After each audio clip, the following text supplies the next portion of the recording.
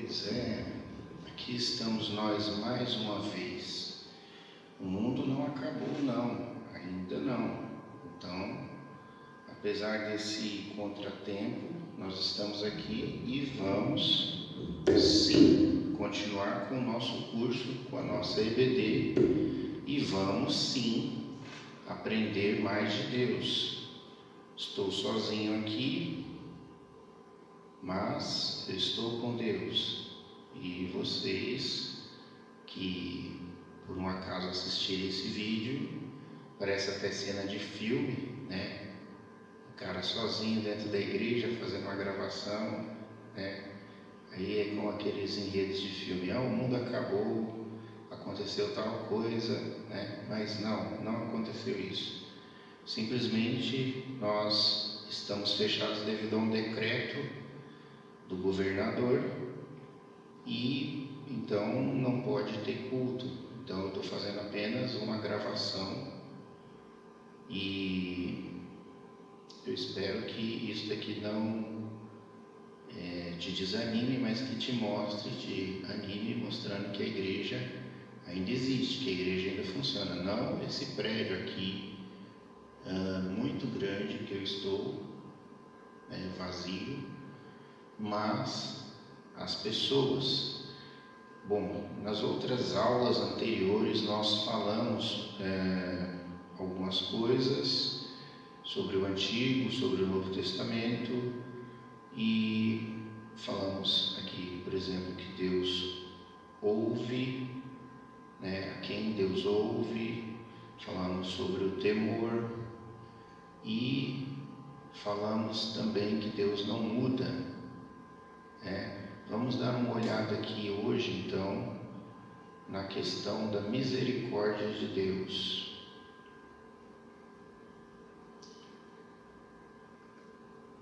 O nosso Deus é o Deus da salvação.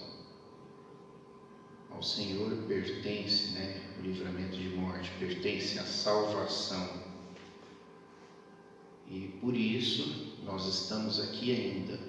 As misericórdias do Senhor são a causa de nós não sermos consumidos. Deus diz que Ele é o Deus de Abraão, o Deus de Isaac e o Deus de Jacó. Ele não é Deus de mortos, mas de vivos.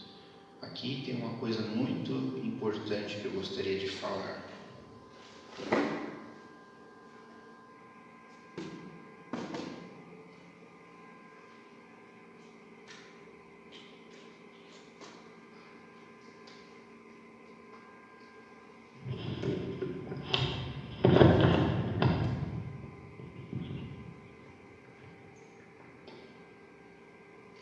Outro dia eu estive aqui e, eu tentei explicar alguma coisa sobre o outro lado da vida,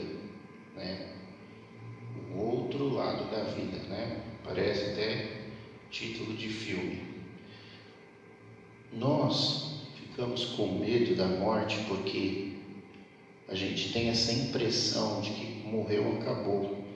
Mas na Bíblia e no conhecimento de Deus, quando você morre em um mundo, você passa para o outro lado, onde você nasce, onde você existe nesse outro mundo.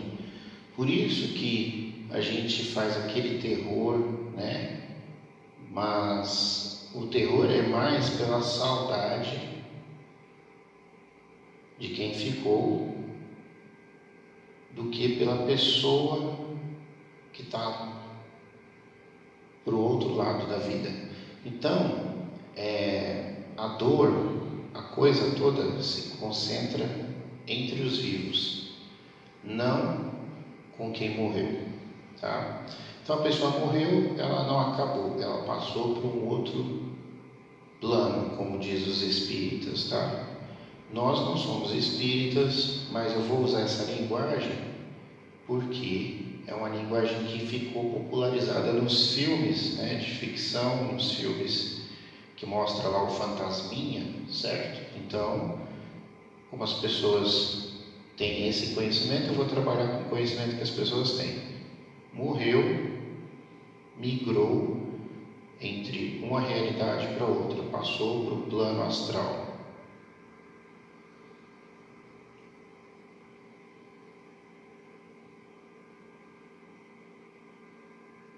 É um plano onde aqui não é matéria, aqui é matéria.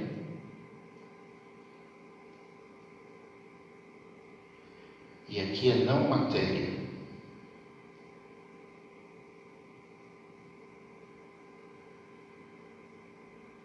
Logo, uma coisa não vai comunicar com a outra, certo?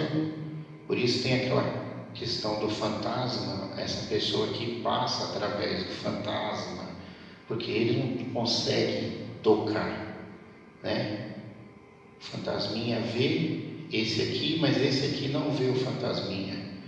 É nesse sentido. Então não tem como, cientificamente, com instrumentos de medição, né, com nossos rádios ali, as anteninhas lá do detector dos caça-fantasmas lá, detectar qualquer coisa do lado de cá, porque é uma antimatéria, é uma outra dimensão, uma coisa totalmente separada desse nosso mundo. Então esquece, isso aqui é coisa de filme, isso não tem como. Por isso que o pessoal fica tentando detectar Deus em laboratório e não consegue. Então, a coisa toda que eu quero falar é que não morreu, não acabou. Isso é coisa das nossas cabeças. Então, quando Deus mata, a gente tem aquela impressão de que é uma coisa muito ruim, como se Deus estivesse destruindo a vida, como se Ele estivesse extinguindo a vida. Só que isso não ocorre.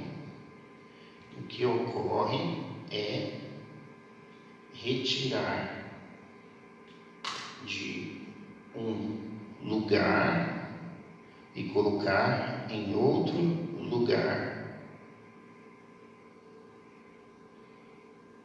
Aqui. Muda de um lugar para outro lugar.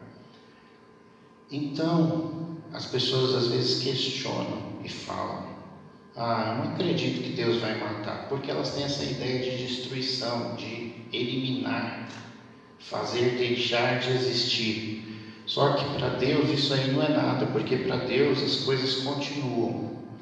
Então, as pessoas pensam que Deus não vai matar, porque Deus não vai fazer o mal. Elas pensam que é muito mal isso. Mas na Bíblia diz que tinha um planeta, que era o nosso, que tinha lá milhares de pessoas e Deus matou através do dilúvio. Certo? Então, foi Deus. Não foi uma coisa que foi a permissão de Deus. Certo? Às vezes a gente fala em permissão. Deus não queria, mas Deus permitiu. Não é esse o caso. Deus realmente, Ele determinou. Com uma certa relutância, é claro. Ele não queria exatamente, mas Ele realmente fez. Então, não tem por que não acreditar nos dias de hoje que o mal, que um terremoto não seja causado por Deus. Não tem por que acreditar nos dias de hoje que um tsunami não seja causado por Deus. Não tem por que acreditar nos dias de hoje que a seca não seja causada por Deus. Não tem por que acreditar nos dias de hoje que o frio extremo que atingiu lá o Texas não foi causado por Deus. As pessoas colocam as coisas na conta do homem, como se nós desequilibramos a natureza e estamos colhendo os frutos disso. Deus não tem nada a ver com isso. Esse tipo de argumento é um argumento ateísta, é um argumento materialista de quem não acredita na existência de Deus. Certo? E eu vejo crentes argumentando isso, acreditando que o vírus foi feito em laboratório,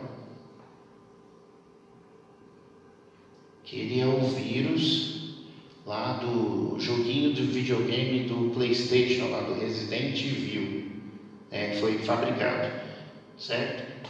Veja bem, que isso é tudo obra dos comunistas, né? Isso daí não tem nada a ver. Somente Deus é capaz de colocar o mundo inteiro trancado dentro de casa e de joelhos, todas as economias da terra. Então, já é conhecido desde a Bíblia que peste, ela vem como castigo divino.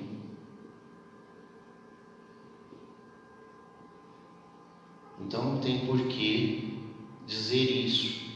Sabe por que eu estou falando isso? Porque existe essa relutância em aceitar que Deus controla o ser humano. Isso aqui vem de uma teologia, tem uma teologia por trás disso. É a teologia do relojoeiro. Deus criou o mundo, deu a corda no relógio, certo? E soltou e largou para lá. Deus não tem nada a ver com os eventos que acontecem, são coisas da natureza. A natureza tem vida própria, ela faz as coisas sozinha. Deus não tem nada a ver com isso. Isso aí é coisa de ateu. Está muito próximo do ateísmo isso aí, tá? Então não tem nada a ver com o Deus da Bíblia que a gente prega.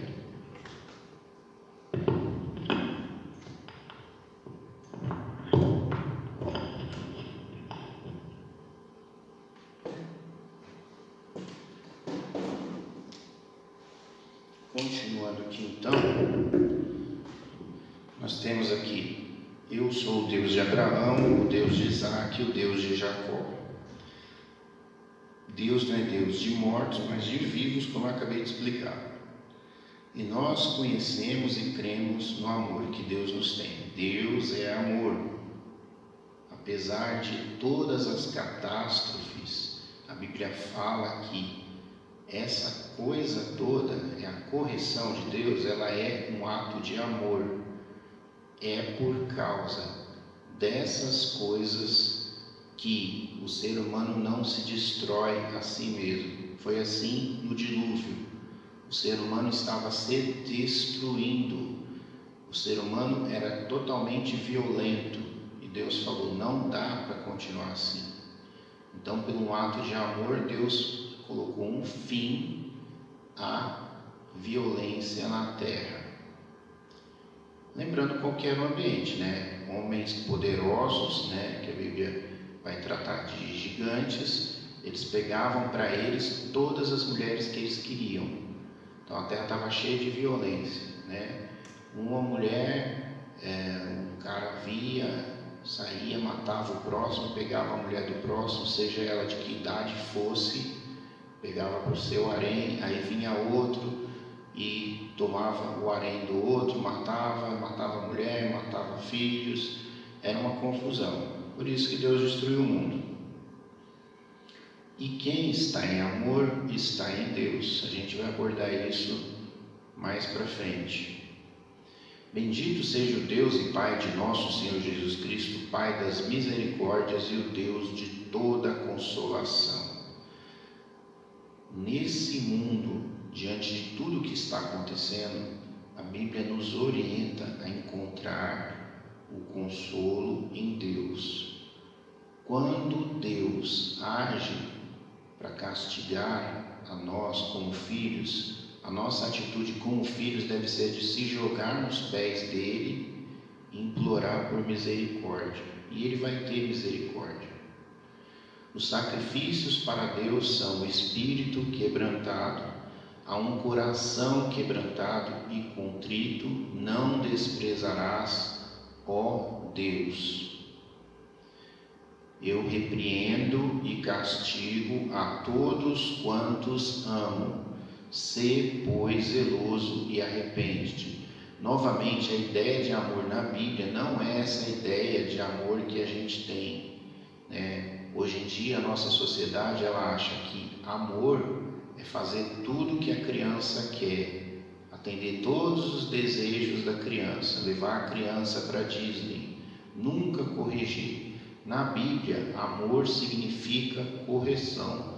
Se você não é corrigido, a Bíblia fala que você não é filho, porque Deus, que é Pai, Ele ama, e todo pai que ama corrige o filho, tá? Se a tal nação, porém, contra a qual eu falar, se converter da sua maldade, também eu me arrependerei do mal que pensava fazer. Isso é promessa que está na Bíblia. E o nosso povo, ele precisa entender isso. Deus, ele pode reverter a situação. Não é vacina, não é um tratamento precoce, não é dinheiro, certo? Não é lockdown, é conversar com Deus, se arrepender dos pecados, jurar obediência a Ele. É isso que vai te livrar da morte. Ah, mas as igrejas estão fechadas. Sim, mas Deus não está com as portas fechadas, Ele não está com os braços cruzados, Ele não tampou os seus ouvidos. O céu está em cima da sua cabeça, aberto para ouvir as suas orações, se você de fato se arrepender. Agora, se você não se arrepender, é aquilo que eu sempre falo, logo, logo você também vai morrer. Rasgai o vosso coração e não as vossas vestes. Convertei-vos ao Senhor vosso Deus, porque Ele é misericordioso e compassivo, e tardio em irar-se, e grande em benignidade, e se arrepende do mal. Eu me lembro muito desse texto na minha época da faculdade. Tinha uma professora que falava esse versículo, e ela era professora de psicologia. Aqui fala muito sobre a questão da religiosidade. O que Deus quer, Ele vai falar lá no Novo Testamento, Deus procura adoradores que o adorem em espírito e em verdade. Interessante para os dias de hoje que Deus cita, fala, não é aqui nem em Jerusalém. É como se eu falasse, olha, não é nesse templo ou não é no outro templo, certo? Mas é em qualquer lugar, mesmo que você esteja na sua casa, certo? Deus procura adoradores que o adorem. É lógico, tá, que quando tudo normalizar, nós vamos nos reunir, porque o povo de Deus, como rebanho, como ovelhas, a característica da ovelha é andar em grupo, é andar em rebanho, tá? Então nós vamos nos reunir de novo. A Bíblia tem muitas promessas onde Deus quer reunir o seu povo, e Jesus promete, eu vou me reunir com vocês, nós vamos estar juntos, nós vamos comer juntos, vamos cear juntos. Isso tudo, esse movimento de Santa Assembleia, e a palavra Assembleia é ajuntamento, quer dizer igreja, né? Essa reunião, o povo junto para louvar a Deus, isso faz parte da adoração a Deus, né? A Bíblia fala, né? Jesus falou, onde estiverem 2 ou 3 reunidos, né? Em meu nome eu vou estar no meio deles. Então isso faz parte, mas nesse momento onde nós estamos cada um com sua família, em suas casas, ainda assim, né, nós somos igreja, nós estamos ali em células, os nossos trabalhos de cultos de oração e de células prepararam o nosso povo para um momento como esse. Não é porque nós não vamos a um templo que nós deixamos de ser crentes, que nós deixamos de ser igreja. Nós podemos orar uns pelos outros, as nossas orações surtem efeito fora do templo, os nossos louvores sobem aos céus fora do templo. Não é para nós ficarmos dentro de nossas casas esquecidos de Deus. Não posso ir na igreja, então eu vou na praia, eu vou em tal lugar ou em tal lugar. Não. Hoje é tempo de louvar a Deus. Hoje é tempo de se lembrar dele mais do que nunca. A sua vida depende disso.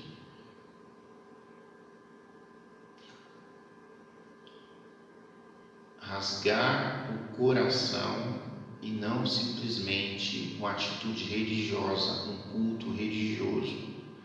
Talvez essa é a hora em que você mais deve provar o quanto você tem fé em Deus de verdade, longe dos holofotes, certo? É hora de você mostrar entre você e Deus, como Jesus ensinou. Entra dentro do seu quarto, fecha a janela, fecha a porta e se derrama diante de Deus. Conversa com Deus. Essa é a hora que você talvez nessa pandemia vai desenvolver mais a sua fé do que nunca, mais o seu relacionamento com Deus do que nunca. Porque se você não tiver esse relacionamento com Deus verdadeiro, vai ser muito difícil de você superar essa situação toda. O Senhor não retarda a sua promessa, ainda que alguns a deem por tardia. Quando nós vamos ficar livres da pandemia, né? Quando nós vamos ficar livres da perseguição? Quando nós vamos ficar livres do comunismo, né, que persegue os cristãos, né? Todas essas coisas, todo o caos, todas as mortes, as doenças, tudo vai passar, tudo vai ter fim, né? Mas enquanto isso, Deus está dando um tempo para que o ser humano se arrependa. Até mesmo essa pandemia, como eu estou utilizando ela para argumentar de que ela pode fazer com que a nossa fé verdadeira seja lapidada, seja provada no fogo, né? Onde nasce uma fé verdadeira. Ainda isso é uma atitude de Deus não querendo, né, que alguns se percam, mas que todos venham a se arrepender. É uma oportunidade. De repente o mundo estava muito focado na riqueza, nos planos, e se esquecendo de Deus, se esquecendo de que era mortal. As pessoas vivem como se nunca fossem morrer, e a morte, ela é certa. Você praticamente já está morto, porque quando você nasce, acionou ali um timer, onde o seu tempo já está correndo para um fim. Então, a maior preocupação do ser humano nessa vida deveria ser com a morte, porque essa vida, ela é passageira. Então, as pessoas estão se preocupando em casar, ter filhos, viajar, conhecer o mundo e se esquecendo de Deus. E agora que elas não podem fazer nada disso, certo? Tudo é incerto. Elas precisam se lembrar de que elas passam e de que elas são mortais e que elas precisam se preparar para o que vem depois disso. Não, você não vai deixar de existir. Você morrendo, você vai passar por uma outra dimensão, onde você vai ter que dar de cara com o seu Criador. E você vai ter que prestar contas para Ele. E a grande questão é o que vai acontecer com você quando você chegar lá do outro lado. Será que você não está em dívida com Deus? Será que é bom estar em dívida com Deus? O que será que Ele vai fazer com você quando você dedicar com Ele lá do outro lado? Essa é uma coisa para você se preocupar. Mais dia, menos dia, você vai ter que lidar com isso. O Senhor não retarda a sua promessa, ainda que alguns a tenham por tardia, mas é longânimo para conosco, não querendo que alguns se percam, senão que todos venham a arrepender-se. Ide, porém, e aprendei o que significa misericórdia, quero. Deus falando lá no Antigo Testamento, e não sacrifício. E Jesus veio no Novo Testamento e ensinou muito sobre o amor. E aquela questão, né? Muitas vezes o nosso relacionamento com Deus é baseado na superficialidade da religiosidade. E ele é um relacionamento superficial. Ele não se desenvolve, ele não se desenrola. A religião, todos os mecanismos dela é uma espécie de muleta, né? Algo que a gente usa na nossa deficiência, né? Na nossa fragilidade para nos chegarmos a Deus. Então, religião é uma coisa que nasce do nosso eu, do nosso ser humano, certo? Nasce de nós e vai em direção a Deus. Ela é algo humano. O Evangelho não, é algo que vem de Deus em direção ao homem. E então Deus fala que nós temos que nos moldar aos seus princípios, aos princípios do Evangelho. E aí ele está dizendo aqui o que é que ele realmente quer. Eu quero é misericórdia, muito mais do que o sacrifício. Tem um outro versículo da Bíblia que fala que é melhor obedecer do que sacrificar, né? Então o sacrifício, que é o ato religioso, ele em si, ele perde o seu valor, ele perde o seu sentido se você não tiver obediência. E o que Deus quer é que você tenha misericórdia, que você se compadeça do pobre, que você ame o próximo, né? A essência da lei de Deus, a essência da religião que foi dada aqui a Israel lá no Antigo Testamento. É isso que ele quer. Porque eu não vim chamar os justos, mas os pecadores ao arrependimento. Quando você reconhece que você está em dívida, apesar da religião, apesar dos sacrifícios, quando você reconhece que você está longe de Deus, que você é pecador, sabe, essa dinâmica da religião, o sacrifício é sempre fazer o sacrifício pedindo perdão, porque o sacrifício é para pedir perdão. Então, aquela coisa é uma constante, e aí você vai se dando conta de que você nunca é bom o suficiente, que você precisa melhorar a cada dia, que o sacrifício sempre é necessário, porque você sempre erra. Então, quando você tem esse entendimento, através dessa dinâmica que Deus colocou sobre o homem da religião, de que você tem sempre que sacrificar, porque você sempre erra, porque você está sempre pedindo perdão, certo? Quando você se vê como você realmente é, como uma pessoa falha, um pecador, você vai então se abrir para se arrepender, e aí Deus chama você para esse arrependimento, onde você vai encontrar a paz verdadeira. Muita gente não alcança a paz verdadeira, e não é a religião que traz, né? É o que está depois da religião, né? Porque ela fica ali no superficial da religião. Ela faz os rituais, mas ela não entende o real significado ali daqueles rituais. Porque assim diz o alto e sublime, que habita na eternidade, cujo nome é santo. Num alto e santo lugar habito, como também com um contrito e abatido de espírito, para vivificar o espírito dos abatidos e para vivificar o coração dos contritos. Então, Deus, Ele é santo, Ele está num lugar separado, né? Distante, transcendente, né? Mas ao mesmo tempo Ele se importa com aquele que é arrependido, com aquele que é arrependido, com aquele que está se lamentando pelos seus erros diante dele, com aquele que quer realmente mudar. Deus está muito interessado nessa pessoa. Ele está muito atento a oração que essa pessoa faz, porque o nosso Deus, que impõe o castigo sobre nós, também é um grande Deus de misericórdia.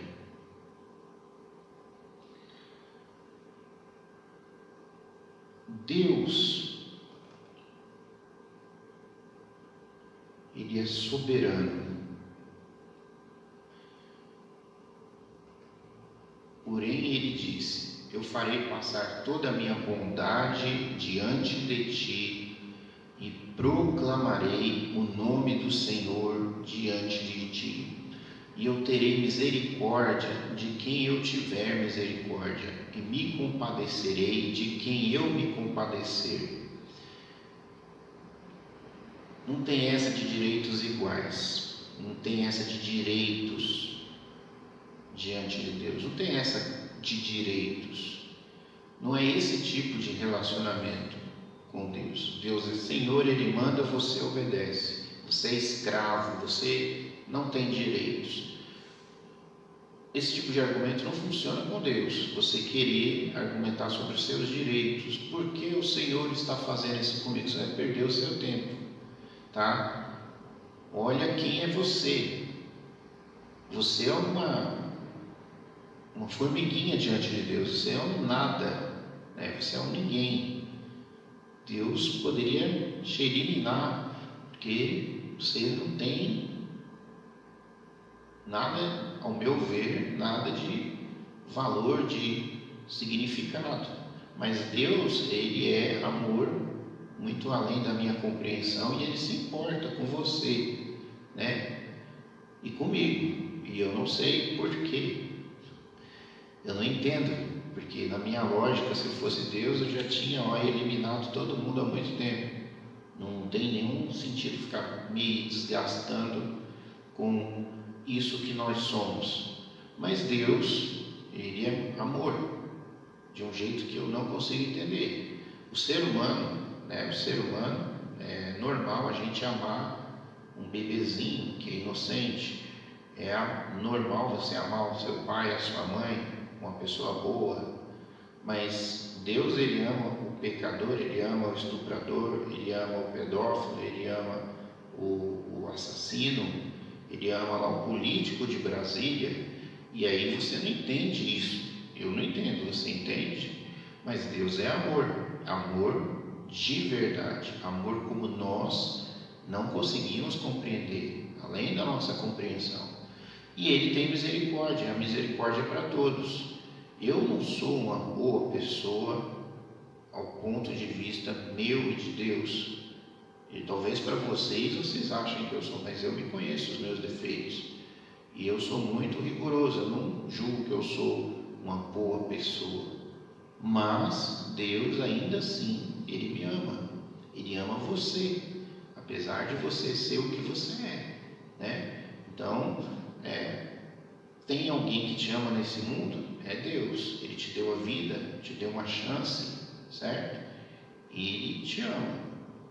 Pode ser que ninguém mais te ame, mas Deus te ama. Pode ser que você não se ame, mas Deus te ama, né? Ele tem misericórdia de quem Ele quiser. Então, se eu quiser condenar alguém e Deus falar não, eu não posso argumentar, mas essa pessoa é má. Ele vai falar para mim: o que é que você tem a ver com isso? Eu quero amar essa pessoa, eu quero ter misericórdia por ela. Então Deus tem misericórdia de quem Ele quer, Ele se compadece de quem Ele quer. Ninguém diz para Deus: olha, você não pode. Como você pode perdoar essa pessoa? Como você pode aceitar essa pessoa no céu? Né? Ninguém vai poder dizer isso para Deus. Ele faz o que Ele quer. Então diremos: acaso Deus é injusto? De maneira nenhuma, porque Ele diz: terei misericórdia de quem eu quiser ter misericórdia, e terei compaixão de quem eu quiser ter compaixão. Por isso não depende do desejo ou do esforço humano, mas da misericórdia de Deus. Aqui a gente entra num campo bem complexo. Parece simples, né? Um versículo da Bíblia, mas não é, porque se usa esse texto e outros para falar da soberania de Deus em detenção do livre-arbítrio.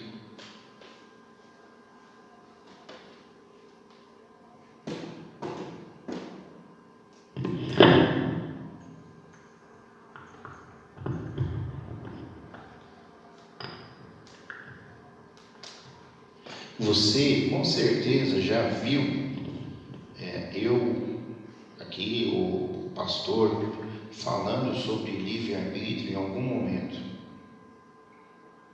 É a nossa liberdade, a nossa capacidade, o nosso direito de escolha que Deus deu. E você tem o direito de você decidir o que você quer fazer da sua vida. Você tem liberdade. O que eu costumo dizer é que a sua liberdade, ela existe até o momento em que ela encontra com a vontade de Deus. Ali, a partir daquele momento, acabou o seu livre-arbítrio. É igual nós estamos agora. Deus falou, vai ficar todo mundo em casa. Aí a pessoa bate o pé e fala, eu não fico. E Deus fala, fica sim. E botou todo mundo dentro de casa. Liberdade é uma concessão, ela não é um direito. Deus, Ele te dá e Ele tira conforme Ele quiser. No momento que Ele interfere, acabou a sua liberdade, tá? Então, o que acontece? As pessoas querem imaginar que o ser humano tem liberdade plena, que ele sempre tem liberdade, sempre tem livre-arbítrio. Vamos dizer aqui que 80% você tem, do tempo você tem, mas quando Deus interfere, não, tá? Então, por exemplo, uma coisa que se diz sobre a vida, você é livre, certo? Para escolher, certo? Mas você é escravo dessas mesmas escolhas. Você escolhe, mas você fica escravo da sua escolha. Por exemplo, seria mesmo que dizer, você não consegue escapar das consequências da escolha. Então você é livre para andar com o carro a 200 por hora na rodovia. Só que você vai ter que pagar por isso, com a sua vida, certo? Então você não vai conseguir escapar da consequência, disso. E então nós estamos nessa situação toda, porque em algum momento a humanidade errou com Deus e Deus agora Ele aplica correção, consequência, certo? Acabou a sua liberdade. E é por isso que você está aí, preso dentro da sua casa. Eu não concordo com isso. E daí que você não concorda? Isso não vai mudar nada. Não importa se você concorda ou não.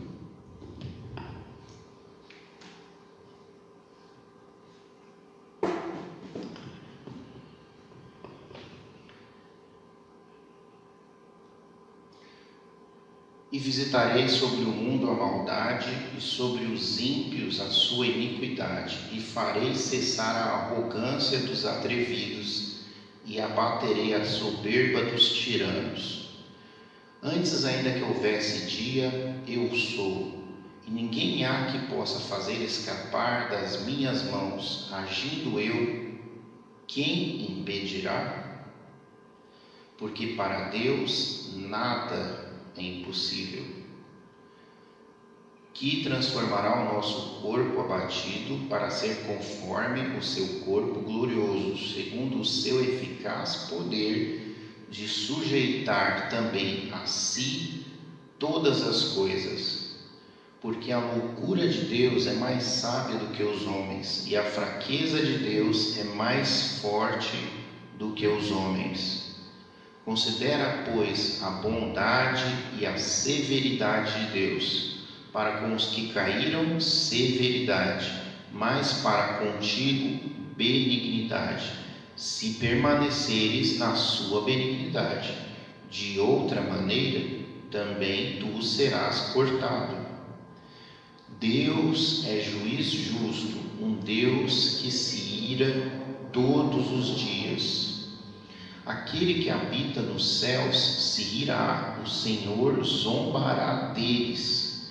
Mas tu, Senhor, te rirás deles, zombarás de todos os gentios.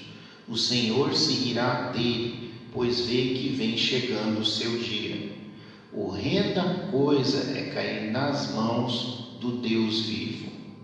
O Senhor, ó Senhor Deus, a quem a vingança pertence, ó Deus, a quem a vingança pertence, mostra-te resplandecente. Não vos vingueis a vós mesmos, amados, mas dai lugar à ira, porque está escrito: minha é a vingança, eu retribuirei, ou eu recompensarei, em algumas versões.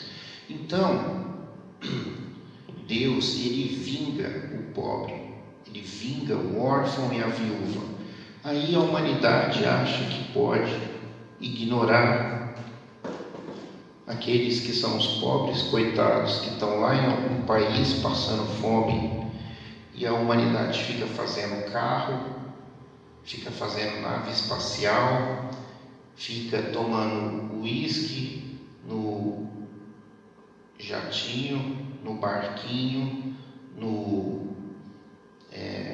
iate, e aí tem dinheiro desviado, né, da saúde, colocando no bolso ou na cueca. Aqui no Brasil o pessoal coloca na cueca, né? E uma série de outras coisas. E você está indo ali para a igreja e você passa ali pela pessoa com a biblinha na mão e você não vê a pessoa ali no chão, né, passando necessidade. E o ser humano chuta cachorro. Eu preciso falar mais algum pecado para você entender por que a gente está nessa? Não, eu vou falar mais. Aborto, o que mais? Pedofilia, assassinato, filhos batendo nos pais, nas mães, palavrões, mentiras, bebedeiras, orgias, funk, baile funk. Vai, fica cantando essas porcarias dessas músicas. Agora morre, certo? Abraça o seu destino. Você pediu por isso, está aí. Ah, não concordo. Deus não se importa com isso. Tá bom. Ignora a realidade. Carnaval, né? O diabão lá pisando em Jesus, né?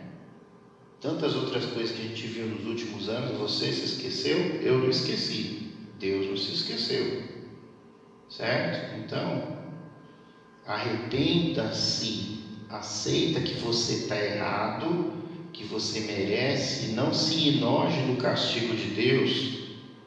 Arrependa-se, peça perdão, reconheça que você merece, que você está errado. Talvez Deus tenha misericórdia de você. Não basta a gente ficar aqui com conversinha fiada, tá? Se você não se arrepender, Deus vai trazer o juízo sobre a sua vida, ou agora, ou mais lá na frente. Mas um dia, todos nós vamos aparecer diante do tribunal de Deus e lhe prestar contas, porque Deus é Deus, Ele é soberano sobre todos, Ele faz tudo o que lhe apraz. Ninguém diz para Ele por que é que você está fazendo isso. Ninguém pode planejar algo contra Deus. Eu vou enganar Deus, eu vou iludir Deus. Não tem como fazer isso. Todos nós estamos debaixo da vontade dEle. Ele faz o que Ele quer, quando Ele quer. se Ele quer, não tem obrigação de nada.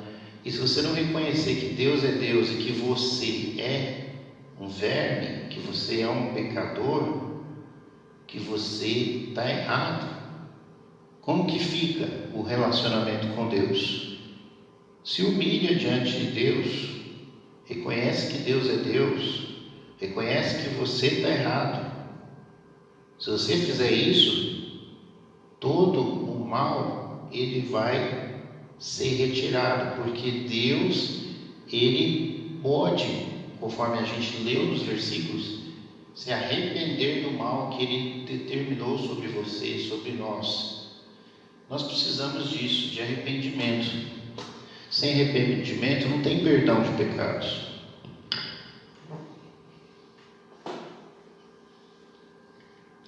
Vamos para mais algumas coisas. Vamos para mais algumas coisas.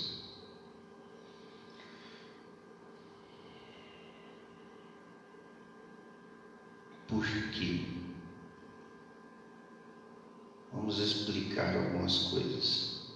A gente fala de relacionamento. Quem aqui já foi casado, igual eu, sabe, né, a questão de relacionamento. Tem um vídeo na internet que é engraçado. A mulher senta lá no carro, né, no banco do passageiro. Aí tem o marido dela sentado ali no outro banco, com o volante, né? E a mulher senta no banco, sentou no banco, falou: tem coisa errada. Quem você carregou aqui? O banco não está do jeito que eu deixei. Ciúmes. Eu sou a única, eu sou a única. O carro eu ajudei a pagar. Não quero outra fêmea aqui. Eu lavo as suas cuecas, né? Coisas de mulher. Ou cuidai vós, que em vão diz a Escritura, o Espírito que em nós habita tem ciúmes. Não é que Deus tem essa característica humana igual a nossa, que muitas vezes é uma coisa errada, uma fraqueza, mas aqui está sendo usada uma palavra para tentar fazer a gente entender as coisas de Deus. Então Deus, como eu falei lá, ouve, ó Israel, o Senhor nosso Deus é o único Senhor. Ele firma uma aliança de exclusividade. E por isso tem esse texto dizendo que Deus tem ciúmes, Ele quer exclusividade. E o que nós fazemos? Nós pegamos e amamos mais o nosso pai ou a nossa mãe do que Deus. Estou falando de gente religiosa. Nós amamos mais o nosso filho do que Deus. Nós amamos mais a nossa namorada do que Deus. Nós amamos mais o nosso emprego do que Deus. Nós amamos mais a nós mesmos do que Deus. Isso eu estou falando de exemplos de pessoas crentes, certo? Eu já tenho uma certa idade, eu já vi essas pessoas que eu estou descrevendo. Assim satisfarei em ti o meu furor, e os meus ciúmes se desviarão de ti, e me aquietarei e nunca mais me indignarei. Deus falando ali com o povo de Israel que iria vingar os ciúmes dele, e então depois ele os deixaria em paz, porque eles provocaram azedos, né, os ciúmes do Senhor. E julgar-te-ei como são julgadas as adúlteras e as que derramam sangue, e entregar-te-ei ao sangue de furor e ciúme. Azedos me provocaram com aquilo que não é Deus, com as suas vaidades me provocaram a ira. Portanto, eu os provocarei a zelos com o que não é povo, com nação louca os despertarei. Deus falando que ia colocar o povo de Israel, fazer o povo de Israel passar pelo que Deus passou, que é os ciúmes.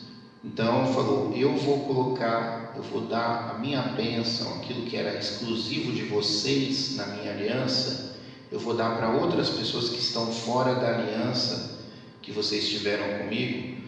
Vou fazer vocês terem ciúmes delas, vocês vão ver as minhas bênçãos derramadas sobre elas, porque vocês me provocaram. Então vocês vão ver como que vai ser. Numa outra versão, aqui a NVI, que é uma versão muito interessante, também muito boa, já traduziram direito a palavra para ciúmes. Provocaram-me os ciúmes com aquilo que não é Deus, irritaram-me com seus ídolos inúteis. Farei que tenham ciúmes de quem não é meu povo, e os provocarei a ira por meio de uma nação insensata.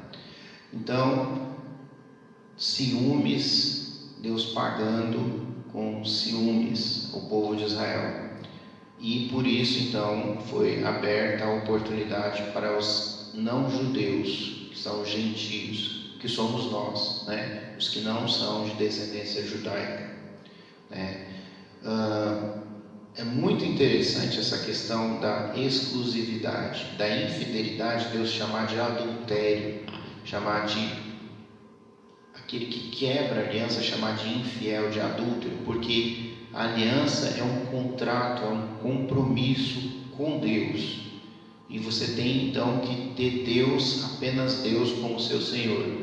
E muitas vezes nós colocamos algo que não é o nosso Deus como nosso Senhor, e Ele domina sobre nós, seja o pecado, algum vício, da bebida, da gula, qualquer coisa do tipo. Às vezes um relacionamento, às vezes o nosso filho, às vezes o nosso parente, né? Os nossos sonhos, nossos projetos de vida, a gente não sujeita à vontade de Deus, mas sujeita a outras coisas, às vezes a nossa própria vontade, que dizem ao pau, né? Tu és meu pai, e a pedra tu me geraste, porque me viraram as costas e não o rosto, mas no tempo da sua angústia dirão: levanta-te e livra-nos. Então agora você pede a Deus: ó Deus, vem me livrar, acaba com essa pandemia. E Deus diz: não. Por quê? Brasil, nação idólatra, adora a pedra, adora a madeira, né? Aos santos de diversas formas, faz lá uma estatuazinha e fica falando: ah, meu pai, ah, minha mãe, ah, meu santo fulano de tal. Está aí. Agora colhe aquilo que você plantou. Portanto, assim diz o Senhor Deus: como te esqueceste de mim e me lançaste para trás das suas costas, também carregarás com a tua perversidade as tuas devassidões. Com o vento oriental os espalharei diante do inimigo, mostrar-lhes as costas e não o rosto no dia da sua perdição. Aí parece que Deus está de costas. Você insiste em fazer aquilo que desagrada a Deus, aquilo que irrita a Deus. Está nesse momento da pandemia, ao invés de você correr para Deus, você corre para a ciência, você corre para a vacina, né? Ah, meu Deus, OMS, me ajuda. Seu tolo, você está errado. Você precisa confiar em Deus, precisa buscar a Deus, pedir misericórdia a Deus. E se Ele for te livrar através da vacina, Ele vai dar um jeito. Se Ele for te livrar através de qualquer outra coisa, Ele vai dar um jeito. Mas você confiar mais nos homens do que em Deus, Deus está vendo o seu coração, a sua atitude. Ele conhece, Ele sabe, tá? Confia mais no dinheiro. Ah, não, eu tenho dinheiro, essa pandemia vai passar, o importante é que eu tenho dinheiro. Não, o vírus vai entrar dentro da sua casa para te pegar.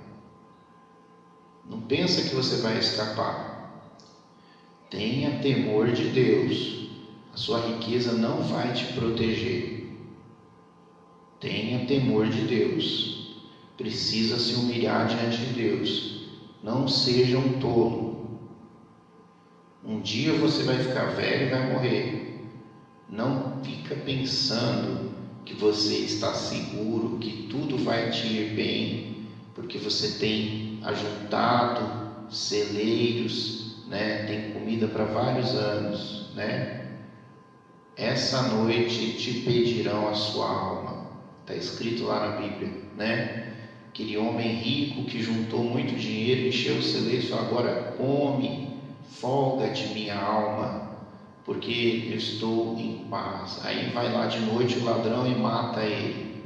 Acabou. Arrogância humana, né? Não confia em Deus, confia em si mesmo. Maldito é o homem que confia no próprio homem, está escrito na Bíblia, que faz do seu braço a sua salvação. Nós vamos vencer essa pandemia. Nós somos fortes, nós somos inteligentes. Nós vamos fazer a vacina.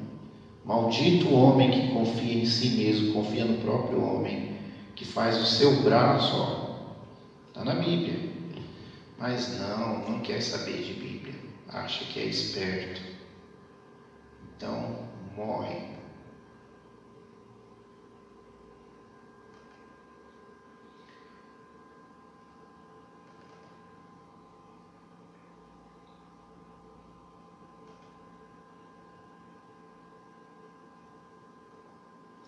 Porque o nosso Deus é um fogo consumidor. Porque o Senhor teu Deus é um fogo que consome, um Deus zeloso. Então saiu fogo de diante do Senhor e os consumiu, e morreram perante o Senhor. Então saiu fogo do Senhor e consumiu os 250 homens que ofereciam incenso. Tem um livro, né, que o título dele, se não me engano, é Fogo Estranho, né? Pessoal que foi adorar a Deus da maneira indevida e ofereceram fogo que não pertencia ao local correto, e Deus matou, porque ofereceram fogo estranho, o detalhe desprezado, que Deus não vai se importar com isso aqui não. Imagina, não, eu vou cantar uma música do mundo ali no meio do povo, sem problema, aqui Deus não se importa com isso não. Fogo estranho, né? Um fogo vai adiante dele e abrasa os seus inimigos em redor, porque eis que o Senhor virá com fogo e os seus carros como um torvelinho, para tornar a sua ira em furor e a sua repreensão em chamas de fogo. E apareceu-lhe o anjo do Senhor em uma chama de fogo no meio de uma sarça, e olhou, e eis que a sarça ardia no fogo, e a sarça não se consumia. A Bíblia fala que esse mundo vai acabar em fogo. Já foi destruído uma vez com água e agora vai ser destruído com fogo. Porque o nosso Deus, Ele é poderoso. O fogo é poder. O ser humano pensa que controla o fogo, mas com muito custo, às vezes as coisas acontecem e tudo dá errado. Então nós precisamos refletir sobre isso. Vamos aqui retornar aqui rapidamente. Antiga aliança, nova aliança. Na antiga aliança, Moisés era o mediador humano. O sangue era o sangue de cordeiros, a circuncisão, uma marca na carne. Havia a terra e o sangue. Havia o dia santo, o sábado, sacerdotes, classe separada entre o povo. Havia uma dieta santa. Os judeus eram separados dos gentios. Havia o templo, havia as leis, havia sombras e figura daquilo que deveria ser. Na nova aliança nós estamos com Jesus Cristo. O sangue do sacrifício é o sangue do Filho de Deus. Nós temos o batismo, a ceia, o Espírito Santo. Não existe lugar ou descendência. Deus não está preso à terra ou à genealogia. Não existe dia santo. Todos os dias são santos. Todos os dias Deus deve ser louvado. Todos são sacerdotes. Jesus é o sumo sacerdote, que quer dizer o grande sacerdote, Todos os alimentos são puros, todos são iguais. A igreja é o único povo de Deus. O templo é a igreja, o povo de Deus. Lei de Cristo, amor, é a luz, é a realidade. Então, o templo é a igreja.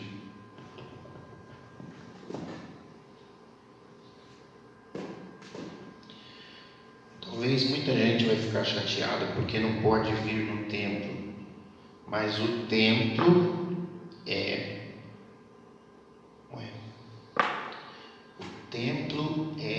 a igreja. A igreja é o corpo de Cristo. O templo é o corpo de Cristo. Dentro desse corpo, sendo Cristo a cabeça, existem as células, que são os componentes ali do corpo. E nós estamos ali espalhados por todo o mundo. E nesse corpo habita o Espírito de Deus.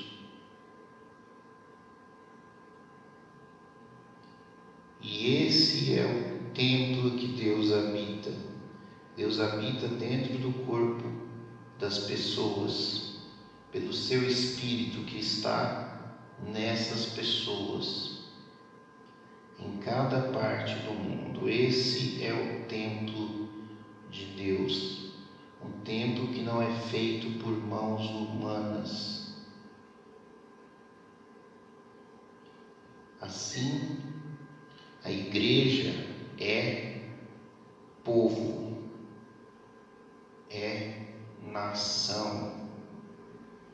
E muitas vezes a nossa igreja, ela esquece que ela é a nação de Deus, o povo de Deus, e ela se identifica com o Brasil, ou com a Alemanha, ou com os Estados Unidos. Não. Nós, nesse mundo, nós somos apenas pessoas que estão passando por ele. O nosso foco tem que ser agradar a Deus, ser povo de Deus.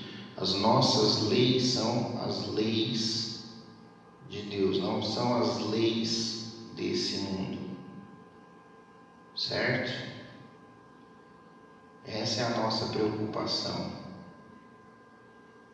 Não as leis desse mundo. Nós temos que estar submissos às autoridades, desde que elas não se oponham a o que Deus manda. Hoje você está passando por um momento difícil. Isso ainda não é uma perseguição. Isso é algo que é temporário. Mas em alguns países a igreja é perseguida e ela não pode reunir no templo. Você está sentindo um pouco do que acontece nos países onde a lei é a lei dos homens, não a lei de Deus.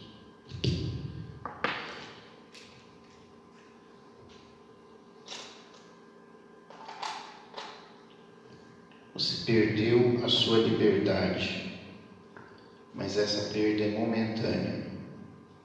Em breve você vai ter ela de volta. Ainda não é o fim. Isso é só uma leve brisa perto do que vem pela frente, no Apocalipse. Que nós tenhamos em mente quem nós somos, o que nós somos e a quem nós devemos prestar contas. Em nome de Jesus. Amém.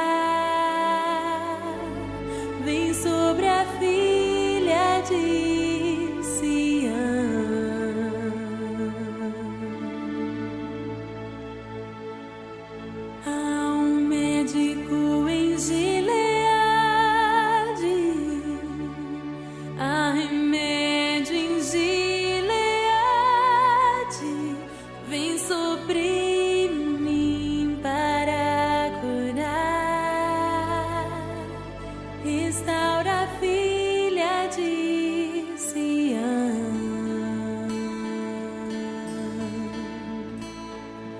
Vinde, voltemos ao Senhor, pois Ele nos despedaçou e nos sarará.